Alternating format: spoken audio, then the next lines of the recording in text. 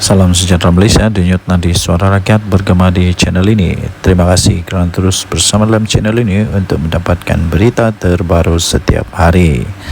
Sila tekan butang subscribe, like dan share. Malaysia kita punya, cintai Malaysiaku, kita jaga kita. Kita akan mulakan berita terbaru daripada channel ini. Tekan butang subscribe, like dan share. Salam sejahtera Malaysia. Wow, betulkah anak Najib Razak bekerjasama dengan pemimpin Perikatan Nasional untuk gulingkan Kerajaan Pahang? Wow, ini memang dahsyat, mengejutkan seluruh planet. Anak bosku Najib Razak yang sekarang ini sudah dipenjara, dan dengar-dengar kata anak bosku pun ini pun banyak juga masalah dia sekarang. Antara masalah dia, kalau anda masih ingat tentang LHDN, anak bosku betulkah jumpa PN untuk gulingkan Kerajaan Pahang? Apa dia boleh dapat? Kecuali lah tiba-tiba dia jadi ketua Menteri Besar Pahang. Tapi ini pengakuan daripada anak bosku ini. Ini cerita sebenar dia. Anak bosku menafikan, ya, ingat, dengar baik-baik. Anak bosku menafikan jumpa Perikatan Nasional guling Kerajaan Pahang. Tak ada. Nizar Najib berkata beliau tidak akan berkomplot. Tidak akan berkomplot atau untuk mengkhianati UMNO yang diperjuangkan oleh keluarganya, termasuk oleh ayahnya sendiri, Najib Razak. Nizar Najib menafikan penularan hantaran di media sosial yang mengaitkannya dengan dakwaan kegoyahan Kerajaan Pahang. Adun Pramuh, iaitu Nizar Najib, menafikan beliau berjumpa dengan pemimpin pembangkang untuk menggulingkan pentadbiran Pahang yang sekarang ini diterajui oleh Wan Rosdi Wan Ismail. Anak kepada bekas Perdana Menteri Najib Razak itu berkata mustahil untuk beliau berkomplot dan mengkhianati UMNO yang telah diperjuangkan oleh keluarganya bersama-sama sejak ahli UMNO bersama-sama dengan ahli UMNO sejak ia ditubuhkan pada tahun 1946. Menurut kenyataan beliau, pertemuan dongeng ini tidak pernah berlaku sama sekali. Ayahanda Datuk Seri Najib selalu berpesan, walau bagaimana susah pun keadaan kita, agar setia kepada parti, kata Nizar yang juga ex-Kup Pahang dalam kenyataan.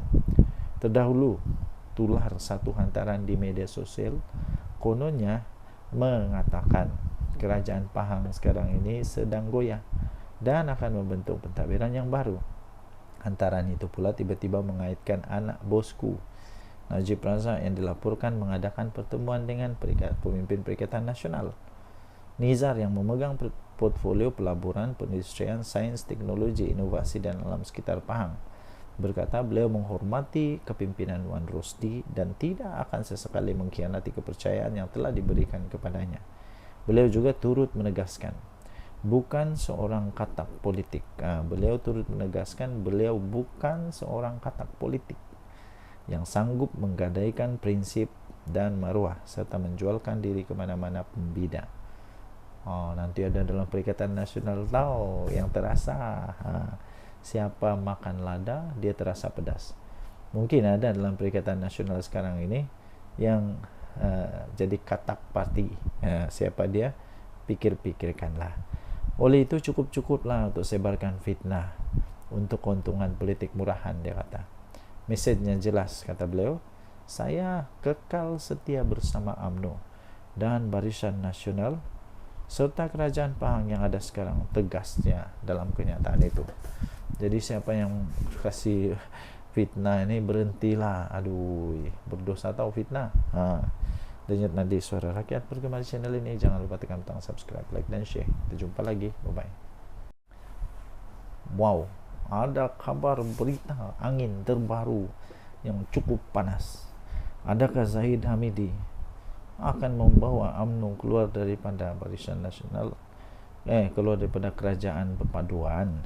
Itu sebenarnya, dan bekerja sama dengan PAS. Wah, ada orang kata Zahid Hamidi telah pun dijumpai, telah pun kononnya ada PAS jumpa Zahid. Betulkah? Betulkah? Jawapannya ini, untuk kerjasama. PAS tak jumpa saya, kata Zahid Hamidi. Ini beritanya daripada FMT 23 Julai baru ni, kurang pukul 6 petang tadi dikeluarkan. Presiden UMNO berkata tiada pemimpin PAS berjumpa dengannya berkenaan untuk membentuk satu kerjasama. UMNO, ingatlah apa yang sudah pernah terjadi bila Anda bekerja sama dengan PAS. Anda juga kata PAS ni main banyak kolam. Mau berulang lagi kah? Perkara tu? Dia muafakat nasional pun dia mau, PAS muafakat nasional pun dia mau, Perikatan Nasional pun dia mau, entah Pakatan Harapan pun dia mau juga bekerja sama. Tidak ingatkah UMNO pada itu? Kalau saya lah, kalau saya jadi presiden UMNO, PAS mau jumpa saya bekerja sama pun saya tidak maulah. Sudah tidak mau. Kenapa? Saya tidak mau pisang berbuah 18 kali. Presiden UMNO Zahid Hamidi memaklumkan tiada pemimpin PAS yang berjumpa dengannya berkenaan kononnya membentuk satu kerjasama. Mereka tak jumpa dengan saya, kata beliau. Katanya di sebalik dakwaan, kononnya berlaku beberapa pertemuan di antara pemimpin UMNO dan PAS yang membincangkan kerjasama menjelang PRU 16. Bincanglah, pergilah bincang. Sebelum ini media memetik Ketua Penerangan PAS iaitu Ahmad Fadli Syari tentang pertemuan tidak formal membabitkan pemimpin utama kedua-dua parti yang dilihat mempunyai harapan dalam menyatukan kembali undi Melayu. Kalau pemimpin utama ni 2 orang je, yang paling besar lah dalam UMNO. Takkan pula Tok Matasan pula jumpa PAS sembunyi-sembunyi. Takkan pula jadi begitu, tak adalah. Zahid menyifatkan pertemuan tersebut, jika ada pun, itu pendekatan dibuat secara pribadi dan bukan rasmi. Beliau ditemui selepas perasmian Pusat Fisioterapi dan Pemulihan Sukan Propen. Zahid pada 8 Julai yang lalu mengumumkan UMNO tidak. Zahid pada 8 Julai dia sudah pun mengumumkan tidak akan bekerja sama dengan PAS selagi Hadi Awang menjadi presiden. Nampaknya Hadi Awang yang masalah pada PAS ni. Kalau beginilah, tidak akan bekerja sama dengan PAS selagi Hadi Awang presiden. Entah kenapa, tanyalah Hadi Awang. Terdahulu ahli Majlis Kerja Tertinggi UMNO, Puat Zarkarshi berkata, beliau percaya perjumpaan bual kosong itu mungkin melibatkan pemimpin yang digantung, pemimpin yang dipecat, atau masih ada keinginan balik ke mainstream UMNO.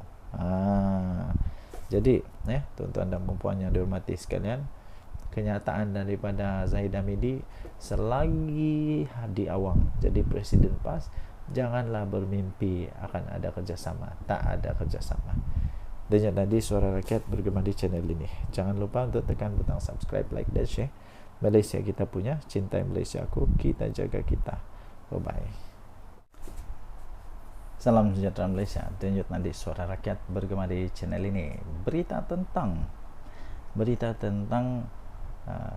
PM Anwar, Datuk Sri Anwar Ibrahim, Perdana Menteri kita, tumbang letak jawatan.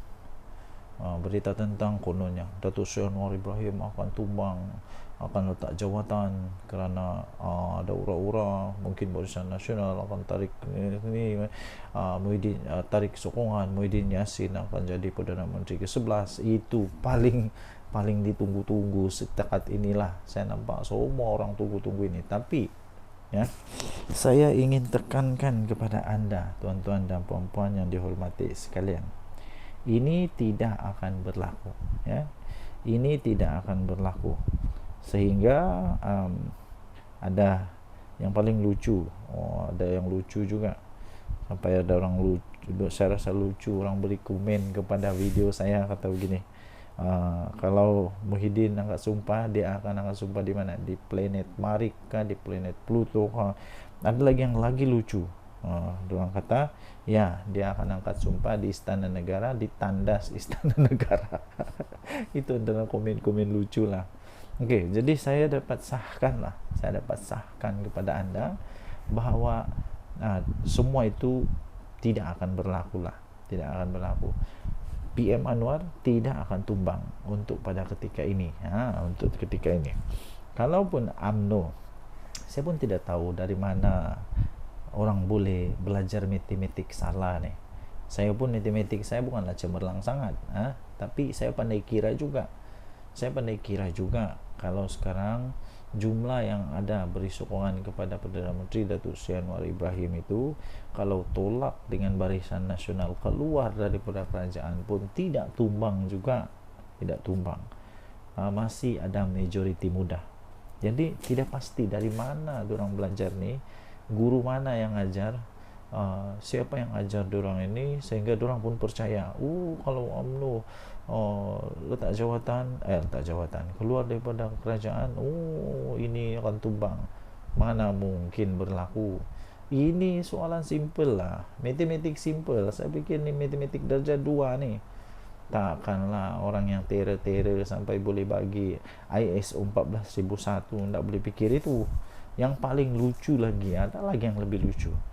Konon-kononnya diberitahulah kepada mereka yang tidak pandai paham-paham ni, yang tidak pandai paham-paham ni diberitahulah bahawa kalau kita menang di PRK ni, kita boleh ada harapan untuk tumbangkan kerajaan, tukar kerajaan Putrajaya. Ini lagi pelik. Saya tidak paham macam mana dorang boleh percaya dengan cakap-cakap orang begini. Kalau tidak pandai, cakaplah tidak pandai, janganlah memandai-mandai. Tidak mungkin akan ada perubahan. Ini tidak mungkin, macam mana pun tidak akan berlaku. Jadi tuan-tuan dan puan-puan, heran jugalah. Kalau anda pun heran, kalau anda heran juga sama seperti saya heran, mungkin anda boleh tinggalkan komen, saya pun heran. Saya pun heran, ya, saya betul-betul heran. Okey, so kita jumpalah, kita tunggulah apa yang berlaku. Denyut nadi Suara Rakyat bergema di channel ini. Jangan lupa tekan butang subscribe, like dan share. Malaysia kita punya, cinta Malaysia aku, kita jaga kita. Bye bye.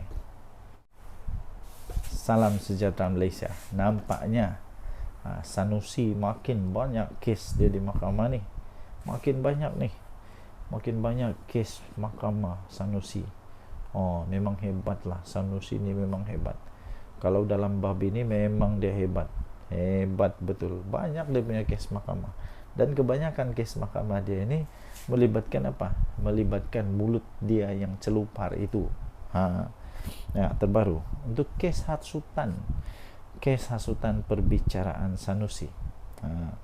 Yang ini adalah dia telah dituduh membuat hasutan tentang apa? Mari kita tengok dulu.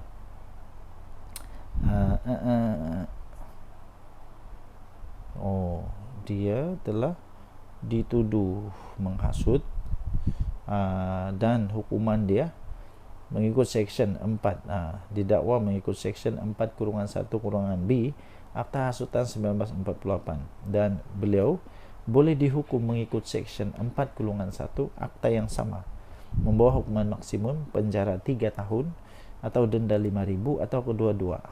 Jadi mungkin 5,000 ni sikit je lah, tak ada pun celah-celah gigi je ni kalau 5,000. Tapi yang penjara tu, kalau dia kena penjara, semua dia punya hak keistimewaan boleh ditarik balik. Okey, jadi apa yang cerita tentang kes hasutan ini? Perbicaraan Sanusi ditangguhkan. Perbicaraan kes Menteri Besar Kedah Datuk Seri Mohamad Sanusi Mat Noor atas 2 pertuduhan menghasut yang sepatutnya bermula pada 22 Julai yang lalu telah ditangguhkan ke September depan. Pertuduhan terhadap pemimpin PAS yang kontroversi itu berhubung isu pelantikan Menteri Besar Selangor dan penubuhan kerajaan perpaduan dalam satu ceramah politik. Ini memang teruklah Sanusi kena kali ini. Siapa yang buat laporan polis? Majlis Dewan Diraja Selangor. Bukan calang-calang. Hakim Datuk Aslam Zainuddin menetapkan tarikh itu selepas pihak pembelaan Sanusi menghantar representasi terbaru kepada Jabatan Peguam Negara pada minggu lalu.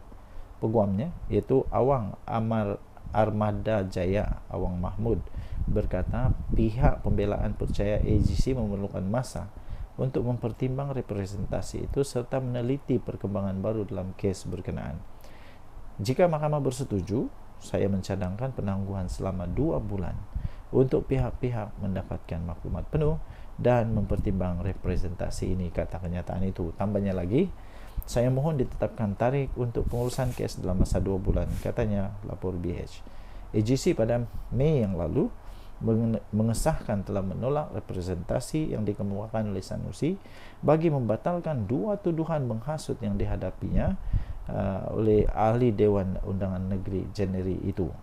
Pada 18 Julai 2023, Sanusi yang juga pengurusi Perikatan Nasional PN Kedah mengaku tidak bersalah di Mahkamah Sessions Layang atas 2 pertuduhan berkenaan. Kes itu kemudian dipindahkan ke Mahkamah Tinggi Shah Alam 1 Februari yang lalu untuk dibicarakan. Ketua Pengarah Pilihan Raya PAS itu juga mengemukakan representasi kepada AGC untuk membatalkan 2 pertuduhan dihadapinya, tetapi representasi itu ditolak. Mahkamah sebelum ini telah menetapkan 23, 29 dan 30 hari bulan serta 5, 6, 9, 12. Salam sejahtera Malaysia. Denyut nadi suara rakyat bergema di channel ini. Belum pun bermulanya kempen untuk PRK negeri, adun negeri, sudah ada keyakinan besar daripada kerajaan perpaduan bahawa tempat ini bakal dirampas oleh kerajaan perpaduan. Adakah mereka boleh mengalahkan PAS bersatu Perikatan Nasional di Dun Nenggiri? Tinggalkan komen anda. Okey. So, siapa yang sangat sangat yakin bahawa PAS akan kalah atau bersatu akan kalah di sana, tidak lain tidak bukan bekas orang besar PAS sendiri,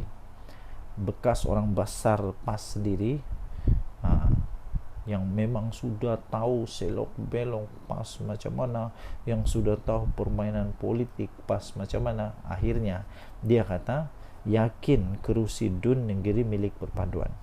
Ini dari harapandaily.com juga bertarikh 22 Julai. Amanah yakin kerusi Dun Nenggiri milik perpaduan. Presiden Amanah Datuk Seri Muhammad Sabu optimis kerusi Dewan Undangan Negeri Dun Nenggiri mampu ditawan oleh kerajaan perpaduan. Saya tidak kisahlah siapa yang menang sebenarnya, tapi saya suka kalau kerajaan perpaduan menang. Kenapa? Supaya nanti ada cukup bertambah pembangkang di Dewan Undangan Negeri di mana tempat negeri ini, di Kelantan kalau tidak silap. Kenapa? Supaya adalah semakin bagus, semakin padulah semak dan imbang untuk kerajaan Kelantan. Tiada yang bangkang, tiada yang sokong, nanti semua sokong saja. Jadi katanya Pakatan Harapan melancarkan jentera seawal mungkin bertujuan untuk membolehkan gerak kerja disusun dengan kemas dan mantap. Dia kata supaya apabila masuk tempoh berkempen nanti, kita dapat bergerak seiring dengan parti-parti komponen dalam kerajaan perpaduan bagi memastikan kemenangan. Jentera pilihan raya PH Kelantan telah pun dilancarkan dan saya yakin dengan gerak kerja Barisan Nasional, kerusi Nenggiri ini mampu dimenangi semula, dia kata. Saya ucapkan syabas dan tahniah kepada seluruh jentera pilihan raya PH Kelantan atas kesiapsiagaan ini, katanya. Suruhanjaya Pilihan Raya SPR telah menetapkan hari penamaan calon dan pengundian awal PRK Nenggiri masing-masing pada 3 Ogos dan 13 Ogos. Jadi manakala 17 Ogos sebagai hari mengundi, kerusi Dun Nenggiri menjadi kosong selepas Speaker Dewan Undangan Negeri Kelantan, Datuk Muhammad Amar Nik Abdullah, telah mengumumkan kekosongan selepas adun, iaitu Muhammad Azizi Abu Naim digugurkan keahliannya oleh Bersatu pada 13 Jun yang lalu. Pada 18 Julai lalu, BN Kelantan mengumumkan Ketua Pemuda UMNO Negeri, iaitu Muhammad Azmawi Fikri Abdul Ghani sebagai calon PRK Dun Negeri. Kali ini Ketua Pemuda UMNO Negeri. UMNO lawan Bersatu kali ini. Tapi Bersatu entah aku pun tak tahu, tak faham juga kenapa Bersatu tak berani pakai lambang sendiri, kenapa Bersatu tak berani pakai lambang Perikatan Nasional, tapi pun mau pinjam juga lambang PAS. Takut kalah. Takkanlah takut kalah, kan Bersatu kuat. Buktikanlah tanpa terlalu terlalu berharap sangat dengan PAS pun boleh menang. Ini terpaksa pula pakai terpaksa pula pakai logo daripada PAS.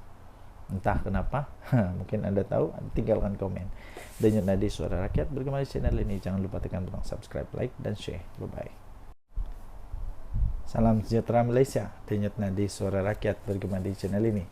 Ada juga kebenarannya bila kawan saya kata PAS ni pelik sikit. Kalau dia buat tidak salah.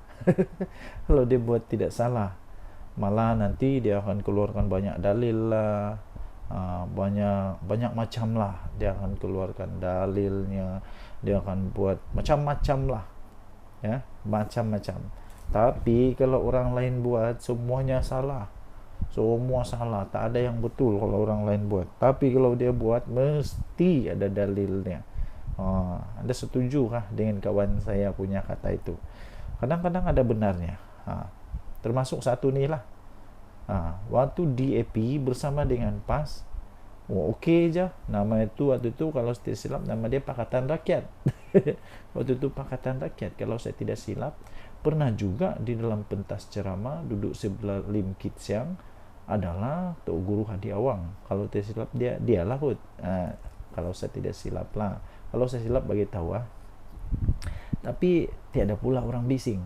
Malah walaun semua waktu itu semua okey je. Okey je. Tapi ni ada satu ni. Tiba-tiba saja bila UMNO bersama dengan PAS, seolah-olah Malaysia ni bakal kiamat. Seolah-olah Malaysia ni bakal hancur lah, musnah lah, macam-macam lah. Tiada pula PAS DAP bising, tapi UMDAP semua bising. Ini Ketua UMNO Labuan kasih tempel lah dengan kau punya PAS. Jadi walaupun sekalian, apa pula kata anda? Kenapa dulu PAS bersama DAP okey je? Okey je. Tapi sekarang UMNO dan DAP tak boleh bersama. Ketua UMNO Labuan Muhammad Rafi Ali Hassan telah muncul, tampil menempelak golongan yang bising sangat dengan kerajaan UMNO DAP atau UMDAP dalam kerajaan paduan. Katanya keputusan menjalinkan kerjasama itu bukannya disebabkan anak murid mau mengikut cakap guru. Sebaliknya ia untuk menyelamatkan parti. Katanya keputusan kita bersama dengan kerajaan perpaduan bukan pada waktu zaman kami bersetuju kerana menghormati titah daripada di-Pertuan Agong dan untuk menyelamatkan negara yang tiada kerajaan. Kemudian dia kata kita bergabung dengan DAP ini selepas pilihan raya umum, bukan sebelum pilihan raya. Betul atau tidak? Betul lah. Mana ada UMNO jadi geng kepada Pakatan Harapan, terutamanya DAP dalam pilihan raya, tidak. Tapi hanya sanggup bekerjasama dengan DAP selepas Agong mengeluarkan titah. Jadi menghormati titah Agong dan untuk menyelamatkan kerajaan Malaysia supaya ada kerajaan memimpin. Jadi UMNO bersamalah dengan DAP. Dulu PAS bersama dengan DAP, kenapa? Apa alasannya pula? Tapi waktu PAS dan DAP bersama dengan DAP, adakah orang bising? Adakah pemuda UMNO bising? Soal beliau dalam satu video di TikTok UMNO Labuan. Muhammad Rafi turut mengimbas kembali tentang PAS dan DAP yang pernah duduk serumah. Duduk serumah satu ketika dulu. Itu bila? Tahun 2004. Mungkin sudah lupa, mungkin Tok Guru Adi Awang sudah lupa, kesian dia. Mungkin juga Walaun pun sudah lupa, mungkin juga Walang Tit pun sudah lupa, mungkin juga orang-orang PAS ni cepat lupa. 2004 sudah lama. Tahun 2004, 2008 PAS duduk satu rumah dengan DAP. Tidur satu bantal, susun strategi mau kalahkan UMNO Barisan Nasional. Ada orang bising? Ada keluar perkataan PAS DAP? Tak ada. 2018 bersedap waktu bersatu dengan PAS, ada orang bising. UMDAP semua orang bising. Yang paling bising kita pula adalah UMNO yang paling bising daripada yang di luar. Yang paling bising kita pula dalam UMNO yang paling bising daripada orang di luar. Tempelak beliau lagi. Jadi tuan-tuan dan perempuan yang dihormati sekalian, itulah yang terjadi. Sila tinggalkan komen. Untuk mendapatkan berita atau cerita lengkap tentang ini, anda boleh masuk di dalam harapandaily.com. 22 Julai tajuk dia, tiada pula PAS DAP, tapi UMDAP semua orang bising. Tempelak ketua UMNO Labuan. Kita jumpa lagi. Bye-bye. Salam sejahtera Malaysia. Denyut nadi suara rakyat bergema di channel ini. Sebelum kita teruskan, saya nak minta tolong untuk anda tinggalkan komen. Adakah anda suka kerajaan yang ada sekarang ini? Tinggalkan komen juga apa pendapat anda dengan pembangkang yang ada sekarang ini. Adakah pembangkang ini betul-betul jujur? Adakah pembangkang ini betul-betul ikhlas hatinya?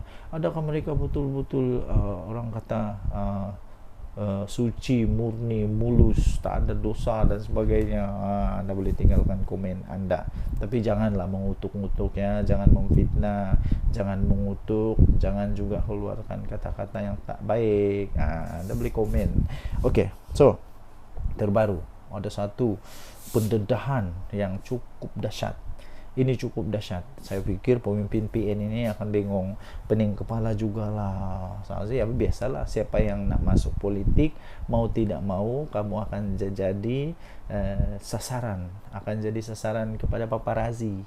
Dulu paparazinya hanya wartawan tahu. Sekarang paparazinya bukan hanya wartawan, malah seluruh netizen akan jadi paparazi. Malah paparazi dari netizen itu lebih hebat. Kadang-kadang lebih hebat daripada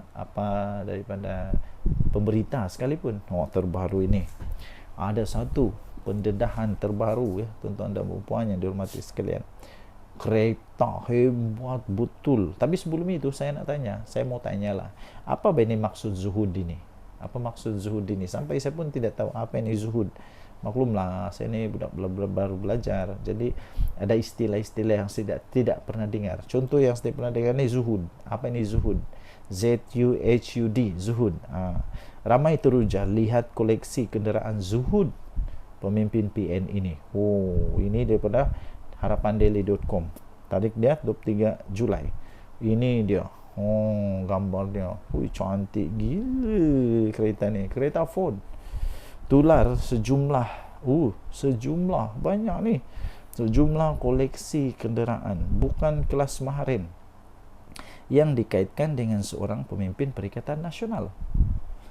Keupayaan pemimpin berkenaan dalam memiliki kenderaan-kenderaan terbabit telah mengundang persoalan, sehingga ada yang mengaitkan dengan Suruhanjaya Pencegahan Rasuah Malaysia SPRM. Menurut perkongsian daripada seorang pengguna X, dulunya Twitter, sekarang X, yaitu @Saiful ADN, dapat dilihat kereta dan motosikal berkuasa tinggi itu yang juga memiliki nombor pendaftaran kenderaan yang cukup istimewa. Gambarnya ini. Itu. Semakan daripada Harapan Daily mendapati bagi model motosikal otomatik AT di bawah siri Honda ADV yang terpampang di media sosial itu harganya itu bermula daripada Rp63.299. Ini bukan motosikal kelas maharin. Mungkin dia ada bisnis kot. Susulan itu rata-rata menyindir sikap zuhud pemimpin berkenaan, malah mencadangkan penduduk di negeri yang dikuasai PN itu bersepakat membaca doa kunut nazilah. Tidak kurang juga yang secara sinis berkongsi gambar penyokong pembangkang yang umum di Walaun hanya mampu menunggang motosikal kapcai sambal menjual akbar rasmi pas Haraka. Salam sejahtera Malaysia. Masih lagi misteri sampai sekarang ya tuan-tuan dan puan-puan, apa sebenarnya yang terjadi di antara PAS dengan Mat Sabu. Sebab Mat Sabu kan dulu orang kuat PAS. Kenapa dia sanggup untuk tinggalkan PAS dan kemudian dia tubuhkan parti yang disebut sebagai Parti Amanah? Jadi ramai orang nak tahulah apa sebenarnya yang berlaku, apa rahsia di sebaliknya. Mungkin anda tahu salah satu rahsia itu, anda boleh tinggalkan di ruang komen. Apa sebenarnya terjadi di antara PAS dan Mat Sabu, Menteri Pertanian kita sekarang? Apa sebenarnya yang terjadi? Dan sekarang ini ada satu artikel yang saya ingin kongsikan kepada anda. Tajuknya, Tinggalkan PAS dan Mewujudkan Amanah, Langkah Bijak Mat Sabu, 23 Julai 2024 oleh Akmal Manaf. Seorang tiktokers yang dikenali sebagai Abang Botak menyifatkan tindakan Presiden Amanah Datuk Seri Muhammad Sabu meninggalkan PAS pada satu ketika dahulu sebagai keputusan yang tepat lagi bijaksana. Ini kerana katanya pencapaian demi pencapaian yang telah ditunjukkan oleh Muhammad atau lebih dikenali sebagai Abang Mat dalam mengemudi kementeriannya, yaitu Kementerian Pertanian dan Keterjaminan Makanan KPKM. Kata TikTok itu memang berbaloi guys. Satu keputusan besar yang diambil oleh Abang Mat satu ketika dulu untuk meninggalkan Parti PAS dan mewujudkan Parti Amanah adalah keputusan yang amat bijak dan tepat sekali. Adakah anda setuju dengan kalimat itu? Jika anda setuju, anda tinggalkan komen. Bagus jugalah. Abang Mat yang menjadi Menteri Pertanian dan Keterjaminan Makanan pada hari ini telah pun menampakkan hasil yang cukup baik dan memberi manfaat kepada seluruh rakyat Malaysia ketika kita memerlukan seorang pemimpin yang telus dan bekerja kuat. Jadi harap-harap lepas ni Mat Sabu dapatlah ISO 14001 ya. Bukan setakat orang Semenanjung saja mendapat manfaat daripada inisiatif KPKM ini, malahan rakyat Sabah turut mendapat limpahan dan merasa manfaat tersebut. Puji lelaki itu kepada Muhammad. Betul tak betul? Saya rasa betul. Saya orang Sabah, saya pun sendiri nampak bagaimana orang-orang petani-petani di Sabah mendapat manfaat daripada inisiatif kementerian daripada Mat Sabu. Memang terbaik. Malah dalam video yang sama, lelaki itu juga turut menyebut tentang gerak kerja daripada Muhammad yang juga adalah ahli parlimen dari Kota Raja itu. Katanya hari ini YB Mat Sabu menyatakan begitu optimis untuk mendapatkan dana tambahan bagi menambah baik sistem pengairan di Jelapang Padi di mana? Di Kota Belud, di Sabah tau. Di mana akan mencapai sasaran 10 tan pengeluaran padi, yang mana berlaku sekarang peningkatan 2 hingga 4 tan per hektar per musim. Dengan dana tambahan itu dapatlah diperluaskan lagi program SBB Smart Sawah. Ini yang telah terbukti hasilnya yang begitu memberangsangkan. Ini kita pujilah Abang Mat kerana berani meninggalkan Parti PAS suatu ketika dulu dan hari ini dapat menabur bakti dan memberi manfaat kepada semua rakyat Malaysia. Steady Abang Mat, salut, kata lelaki itu sebelum mengakhiri videonya. Saya setuju.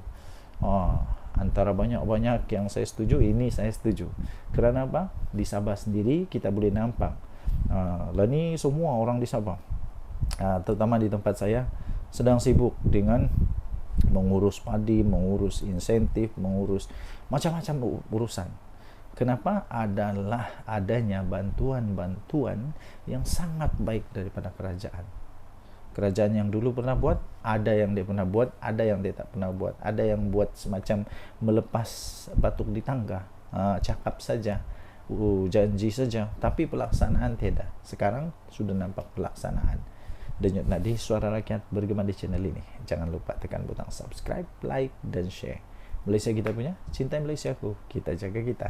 Bye-bye. Salam sejahtera Malaysia. Denyut nadi suara rakyat bergema di channel ini. Tuan-tuan dan puan-puan yang dihormati sekalian, ada satu tajuk artikel berita yang cukup mengejutkan saya. Anda tinggalkan komen apa pendapat anda dengan tajuk berita ini, yaitu PAS sedang diperalatkan bersatu. Betulkah bersatu sedang memperalatkan PAS? Betulkah bersatu sedang tunggang PAS? Tapi kalau betul, takkanlah PAS tak sedar. Takkanlah PAS terus membiarkan dia diperalatkan oleh bersatu untuk kepentingan politik bersatu. Tak akanlah orang-orang bijak macam Hadi Awang, macam Tuan Guru Tuan Ibrahim Tuan Man, ya kan, sampai bagi sijil ISO, mesti orangnya hebat, pandai, bijak. Takkanlah mereka tak sedar mereka sedang diperalatkan. Kalau betul PAS sedang diperalatkan oleh bersatu. Nah, ini daripada Harapan Daily. Walaupun Muhyiddin pernah berkata maksud PAS itu adalah parti ajaran sesat. Dulu Muhyiddin pernah cakap rupanya. Mahathir mengkritik PAS. Punca berlaku peristiwa Memali. Wan Ahmad Faisal pula pernah berkata penyokong PAS bodoh. PAS tetap menerima mereka. Ini satu ketika dulu. Mungkin sudah dilupakan, tapi orang-orang di Malaysia tidak akan lupa itu. Sebab kenapa?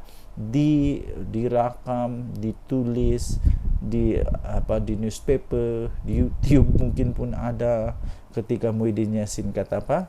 Ketika dia kata PAS itu parti ajaran sesat. Ketika waktu Mahathir mengkritik PAS, kononnya punca peristiwa Memali. Kemudian Wan Ahmad Faisal pula pernah kata penyokong PAS ni bodoh. Jadi sekarang siapa yang bodoh? Ini lucu. Sedangkan walaupun Datuk Seri Anwar Ibrahim tidak pernah menyesatkan PAS, DAP pun tidak pernah memperbodohkan penyokong PAS atau membodohkan penyokong PAS. Amanah pun tidak pernah pun untuk membinatangkan PAS. Ketiga parti ini tetap dianggap musuh. Entah tiba-tiba Mahathir jadi kawan, Ahmad Faisal yang kata penyokong PAS bodoh tu pun jadi kawan, Muhyiddin yang kata PAS itu maksudnya parti ajaran sesat pun jadi kawan. Sebenarnya Muhyiddin sangat licik dalam permainan politik. Muhyiddin menggunakan Tun Mahathir untuk menjatuhkan Tun Abdullah Badawi, sehingga Pak Lah menzahirkan duka cita sikap Muhyiddin itu di pentas terbuka. Kemudian Muhyiddin cuba menjatuhkan Najib, kononnya kes 1MDB. Sebelum dijatuhkan, Najib telah pun bertindak lebih awal menjatuhkan Muhyiddin daripada kerusi timbalan Perdana Menteri. Tidak berputus asa, Muhyiddin sanggup menyembah Anwar di penjara. Ihsan Anwar merestukan bersatu untuk bersama dengan Pakatan Harapan. Selepas PH berjaya memenangi PRU14, Muhyiddin mengkhianati Mahathir dan Anwar. Akhirnya dia menjadi Perdana Menteri. Sebenarnya bersatu tidak pun mampu untuk memenangi satu pun kerusi tanpa PAS. Jika tidak percaya, cubalah PAS ambil sikap lepas tangan untuk PR kanan kiri. Bersatu akan kena TKO. Confirm plus guarantee. Ketika Muhyiddin menjadi Perdana Menteri, dia tidak lantik timbalan Perdana Menteri dari PAS. Malah Muhyiddin tidak pun mempercayai ulama PAS untuk memegang portfolio Menteri Agama. Mungkin Muhyiddin masih yakin kenyataannya bahawa PAS ini bermakna parti ajaran sesat. Tapi bila dah jadi kerajaan, bersatu pula yang banyak bolot jawatan penting dalam kabinet. Manakala PAS hanya diberi jawatan berportfolio rendah dan jawatan pengerusi GLC saja. Bahkan semasa Muhyiddin Yassin jadi Perdana Menteri pun, dia lantik Ismail Sabri dari UMNO sebagai TPM. Sedangkan UMNO bukannya sebagian daripada Perikatan Nasional. Mengapa tidak dilantik calon daripada PAS? Dan berbagai skandal mahkamah memimpin pemimpin-pemimpin daripada Bersatu, dari presiden hingga naib presiden mereka yang melibatkan anak dan menantu, dilihat PAS menjadi tukang cuci dosa-dosa tersebut. Saya tertarik dengan ulasan veteran daripada UMNO, Mustafa Yaakob, yang Bersatu, yang menyifatkan Bersatu ini tidak mampu bertanding atas kekuatan sendiri, tetapi terpaksa menumpang kekuatan sekutunya, yaitu PAS. Bersatu terpaksa pula menggunakan logo PAS untuk bertanding di PRK Dun Nenggiri yang akan diadakan 17 Ogos ini. Bersatu tak berani menggunakan logo sendiri atau logo Perikatan Nasional di Nenggiri, sebab mereka tahu pengundi PAS tidak akan mengundi calon Bersatu. PAS dan PN hanyalah kuda tunggangan Bersatu, di mana mereka digunakan untuk menggerakkan centra bagi pihak Bersatu. Maklumlah, Bersatu bukannya ada kekuatan centra pun. Nampak tak betapa hinanya kedudukan PAS dalam PN? Eloklah PAS tunggang agama, Bersatu pun tunggang PAS, kata tulisan ini. Okey, jadi anda boleh baca ini di harapandaily.com 23 Julai 2024, ditulis oleh Norman Radzwan. Tajuk dia, PAS sedang diperalatkan Bersatu. Apa pendapat anda dengan tulisan ini? Anda boleh tinggalkan komen. Denyut Nadia, Suara Rakyat bergema di channel ini. Bye-bye. Salam sejahtera Malaysia. Denyut Nadi, Suara Rakyat bergema di channel ini. Sejak sekian lama orang bertanya-tanya, betulkah UMNO akan keluar dari kerajaan ni? Betulkah kerajaan ini akan tumbang kalau UMNO keluar? Soalan itu pertama. Betulkah UMNO mau keluar dari kerajaan? Betulkah Zahid Hamidi akan bawa semua MP dia, semua menteri dia letak jawatan dan jadi pembangkang? Betulkah? Yang kedua ialah betulkah bahawa mereka akan letak jawatan semua menteri-menteri UMNO? Ingat, UMNO tidak kuat macam dulu ya. UMNO bukan macam dulu lagi. Pernah dulu, kalau anda masih ingat, saya pun masih ingat, waktu itu saya sudah cukup dewasa. Sekarang ni dah 40 lebih umur, jadi sudah cukup dewasa lah. Cukup dewasa. Waktu itu ada istilah begini. Waktu ketika UMNO masih kuat, ada istilah kata begini, apapun yang UMNO letak batu kah, letak kayu kah, letak apa sajalah diletak di mana-mana. Waktu masih kuat dulu tu, batu pun boleh menang, kayu pun boleh menang, tunggul kayu pun boleh menang. Kura-kura kalau letak jadi calon pun boleh menang dalam pilihan raya waktu itu. Tapi sekarang tidak lagi. Sehingga baru-baru ini ada juga artikel kata begini, kalau UMNO tidak bekerjasama dengan mana-mana parti, tidak bekerjasama ataupun dia bertanding secara solo untuk pilihan raya umum ke-15 nanti, menurut artikel itu kata, tidak ada harapan untuk UMNO untuk menang besar lagi. Silap-silap Zahid Hamidi boleh kalah, silap-silap Tok Mat Hassan boleh kalah, silap-silap siapa lagi, yang besar-besar lah boleh kalah, silap-silap tumbang dan boleh pupus UMNO ni. Sebab sekarang UMNO bukan macam dulu lagi. Ya, jadi kerana itu ya tuan-tuan dan puan-puan, kalaulah UMNO keluar daripada kerajaan ini, pada pendapat saya, pertama, kerajaan tak perlu risaulah. Tidak perlu risau pun. Kalau dia keluar pun, kerajaan tetap ada majoriti muda. Kerajaan Madani ini, Datuk Seri Anwar Ibrahim, tetap ada majoriti muda dan belum tumbang. Tapi ya, dapat disahkan tidak ada lagi majoriti 2/3. Risikonya kepada Datuk Seri Anwar Ibrahim hanya satu, iaitu ketika pembentangan rang undang-undang pembekalan. Kalau tidak ada sokongan, dia mungkin terpaksa letak jawatan. Tapi untuk kata otomatik kerajaan Madani tumbang, itu tidak mungkin berlaku. Ya. Jadi Menteri-menteri UMNO saya fikir tidak akan begitu mudah untuk meletak jawatan. Bukan mudah, lagipun ramai orang lagi berbaris menunggu. Kalau semua menteri UMNO keluar, oh bagus jugalah. Ada peluang untuk DAP, ada peluang untuk amanah, untuk isi tempat mereka. Ini pun sebenarnya boleh dikatakanlah, boleh dikatakan hasil daripada persefahaman yang baik dalam kerajaan perpaduan. Walaupun UMNO taklah besar mana kemenangan dia, tidak macam dulu, maksud saya tidak macam dulu kemenangan itu, tapi mereka tetap dihargai oleh kerajaan yang ada sekarang, sampai mereka tetap diberikan banyak jawatan dalam kerajaan. Timbalan Perdana Menteri dari mana? Timbalan Perdana Menteri daripada UMNO, yang sepatutnya boleh saja daripada DAP, tetapi kerana strategi politik menunjukkan bahawa mereka ini sepahaman, ada perpaduan, maka okeylah, bagilah dekat Datuk Seri Zahid Hamidi. Jadi maksud kata begini, UMNO kena sentiasa ingat bahawa mereka ada sekarang ini menjadi kuat semula, bolehlah dikatakan semakin mengorak langkah untuk menjadi kuat, kerana mereka ada satu gabungan persefahaman politik dengan Pakatan Harapan, ya. Jadi hanya satu peluang untuk UMNO dapat menang, ialah dengan bekerjasama dengan Kerajaan Perpaduan, dengan Pakatan Harapan. Kalau tidak, UMNO tak akan boleh kalahkan PAS. Itu for sure lah. UMNO susah untuk kalahkan PAS. Nah, kalau 1 lawan 1, UMNO lawan PAS, memang belum tentu UMNO boleh menang. Okey, walaupun di tempat DAP, walaupun di tempat yang di tempat yang bukan PAS yang menguasa. Apa pendapat anda? Sila tinggalkan komen. Denyut Nadi, Suara Rakyat, bergema di channel ini. Bye-bye.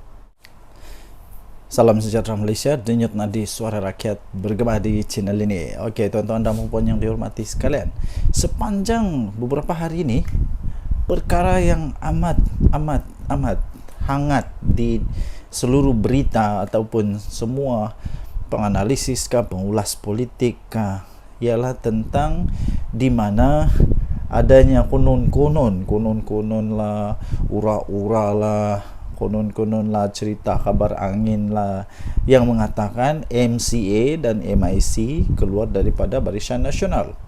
Tuan-tuan dan puan-puan yang dihormati sekalian, itu hanya berita kabar angin. Walaupun begitu, malam ini, hari ini, pagi ini, hari ini, petang ini, apa-apa sajalah masa yang anda tonton video ini, saya ingin nyatakan bahawa tidak ada keuntungan pun kalaulah MCA dan MIC keluar daripada Barisan Nasional. Apa keuntungan bagi mereka? Mungkin anda boleh berikan komen. Apa pendapat anda? Sekiranya MCA keluar daripada Barisan Nasional, adakah yang sanggup untuk menerima mereka sebagai satu gabungan politik, rakan politik di dalam gabungan? Sanggupkah Perikatan Nasional ambil MCA? Sanggupkah Perikatan Nasional untuk ambil MIC? Dan apa kelebihan MCA dan MIC kalau keluar daripada kerajaan? Tidak ada sebenarnya. Jadi tidak ada apa-apa gunanya untuk Barisan Nasional, kerugiankah, keuntungankah kalau MCA dan MIC keluar daripada Barisan Nasional? Kerugian tidak pada UMNO, tidak juga kepada kerajaan ini, kerana MIC dan MCA mereka hanya ada berapa kerusi dalam parlimen. Tidak pun sampai 5 kerusi dalam parlimen. Hanya berapa saja, MIC berapa kerusi dalam parlimen. Tidak akan menggugat apa-apa. Tidak akan menjadikan kerajaan yang sekarang ada ini tumbang, apalagi kalau tukar kerajaan, tidak mungkin akan berlaku. Walaupun sebenarnya secara faktanya pun, andai kata Barisan Nasional semua keluar daripada kerajaan pun, kerajaan Madani ini tidak akan tumbang pun, tetap akan kekal menjadi kerajaan sekurang-kurangnya sampai pada PRU 16 nanti. Tuan-tuan dan puan yang dihormati sekalian, jika begitu, apa sebenarnya sebab untuk Barisan Nasional kehilangan MCA dan MIC. Tidak ada apa-apa sebab pun. Lainlah kalau kita cakap tentang UMNO, mungkin mereka kecewa tentang Najib Razak, mungkin mereka kecewa tentang banyak perkara-perkara yang mungkin saja. Tapi untuk MIC dan MCA tidak ada apa-apa isu pun yang mereka boleh timbulkan. Mereka malah perlu bersyukur, berterima kasih kepada kerajaan ini, kerana walaupun jumlah mereka yang sedikit macam tu pun, tapi tetap dianggap amat penting oleh kerajaan Madani ini. Jadi tuan-tuan dan puan yang dihormati sekalian, pada pendapat saya, pada pendapat ini, pendapat saja ya, semua orang ada pendapat masing-masing. Anda boleh bantah, Anda boleh bangkang pendapat yang saya utarakan ini, terpulang kepada Anda. Sekiranya MIC dan MCA nak keluar, kalau pendapat saya, UMNO tak payah nak tergeh-geh pun, untuk pujuk MCA atau MIC ni. Biar pergi kat mereka lah. Mereka nak pergi bergabung dengan PAS kah, nak bergabung dengan Bersatu kah, terpulang lah. Mau buat pergabungan baru. Kalau sekarang ini ada Perikatan Nasional, mungkin selepas ini ada Perikatan Paling Nasional. Tak kisahlah. Yang penting pada pendapat saya, kalau mereka nak keluar, biar pergi kat mereka. Mungkin mereka suka untuk jadi pembangkang, dipersilakan. Tapi setakat ini semua itu hanya kabar angin. Dan kalau mereka keluar pun tiada apa-apa pun kerosakan kepada kerajaan ini. Jadi apa pendapat anda? Sila tinggalkan komen anda. Sekiranya MCA dan MIC mau keluar, apa pendapat anda? Betulkah mereka mau keluar? Mungkin anda ada sumber yang lain yang mengatakan mereka mau keluar. Tapi pada pendapat saya, tidak akanlah mereka keluar untuk setakat ini, kerana tidak ada apa-apa keuntungan pun. Dan saya fikir UMNO tidak akan tergugat pun. UMNO tidak pun rasa kecil hati kalau mereka keluar. Tinggalkan komen, tekan butang subscribe, denyut nadi Suara Rakyat bergema di channel ini. Bye-bye.